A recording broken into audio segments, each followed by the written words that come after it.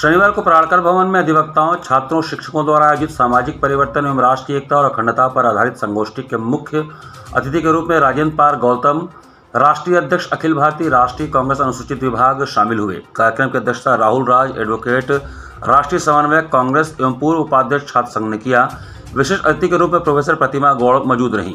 कार्यक्रम में राजेंद्र पाल गौतम ने अपने उद्बोधन में कहा कि इस देश में सभी मनुष्य को समान रूप से जीवन जीने का अधिकार हमारा संविधान देता है, लेकिन इस देश की न्याय व्यवस्था बिक चुकी है।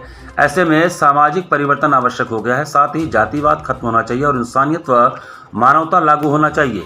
कार्यक्रम की अध्यक्षता कर रहे राहुल राज ने कहा कि इस देश में जो लोग धर्म के नाम पर दंगे करवाते हैं उन पर कानूनी कार्रवाई हो। इस देश में युवाओं को जागना होगा और बड़े आंदोलन के साथ सामाजिक परिवर्तन करना होगा। विशिष्ट अतिथि प्रोफेसर प्रतिमा गौड़ का कहना था कि महिलाओं के साथ हो रहे अत्याचार पर कठोर कानून आना चाहिए। इस देश में आज महिलाओं को जीने की स्वतंत्रता नहीं है। हम महिलाओं, बेटियों को हक, अधिकार, शिक्षा, नौकरी, राजनीति में आने से ही सामाजिक परिवर्तन होगा। इस कार्यक्रम में कई जिलों के छात्र, वकील, शिक्षक शामिल रहे। कहा है कि सामाजिक न्याय हो सकता है तो शिक्षा के रास्ते से हो सकता है, अपने समाज के लोगों को शिक्षित करके हो सकता है। लेकिन मैं उसमें एक और बात जोड़ना चाहूंगा, शिक्षित के साथ साथ जागरूक भी होना पड़ेगा, क्योंकि हमारा समाज शिक्षित तो है लेकिन जागरूक नहीं है।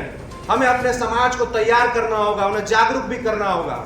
बाबा साहब अम्बेडकर ने कहा है कि शिक्षा उस शेरनी का दूध है जो पिएगा वो दहाड़ेगा।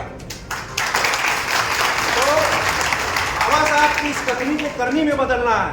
हमें शिक्षित होना है लेकिन उसको करके भी दिखाना है। आज हमारे समाज के जो नौजवान हैं वो शिक्षित तो हैं लेकिन जागरूक नहीं है। उनके अंदर किसी प्रकार की कोई जागरूकता नहीं नजर आती।